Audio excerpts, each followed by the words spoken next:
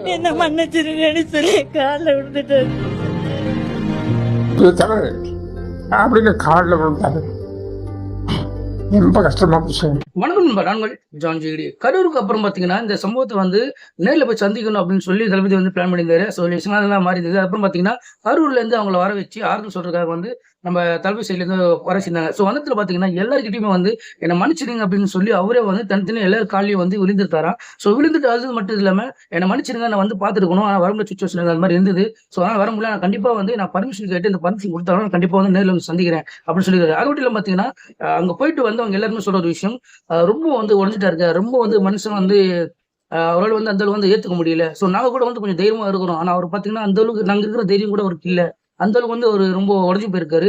So அவர் வந்து சாப்பிட்றாரோ இல்லையா கூட தெரியல, ஏன்னா அந்த அளவுக்கு ரொம்ப இலச்சியும் போயிட்டாரு அவரு அப்படின்னு சொல்றாங்க. ஸோ அது மட்டும் இல்லாம பாத்தீங்கன்னா பார்த்தவங்க எல்லாருமே வந்து சொல்ற விஷயம், நாங்க இருந்த அந்த தைரியமும் எங்களுக்கு இருக்கிற அந்த இதுவும் கூட அவர் வந்து அந்த அளவு வந்து மனசு ரொம்ப பாதிச்சிருக்கு அவருக்கு.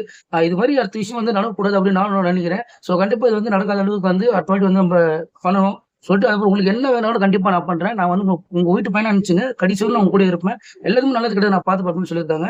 ஸோ அது மட்டும் இல்லாம நிறைய பேர் வந்து இவர் வந்து பார்க்கல சொல்லி விமர்சனம் பண்ணியிருந்தாங்க. ஸோ அதுக்கான பதில் வந்து இவங்க சொல்ற விஷயம், எது விஷயம் தெரியாம மீடியால வந்து சொல்லாதீங்க, கண்டிப்பா வந்து அவர் ஒரு நல்ல விஷயம் பண்ணியிருக்காரு, அது உங்களுக்கு தெரியல, ஸோ நேரில் பார்த்தவங்களே தான் தெரியும் அப்படின்னு சொன்னாங்க. அது மட்டும் இல்லாம ஒரு முக்கியமான விஷயம், அந்த வீடியோ காட்டுற வீடியோ பாருங்க. அந்த வீடியோல வந்து அவர் சொன்ன போது அவங்க கண்டிப்பா வீடியோ பாருங்க.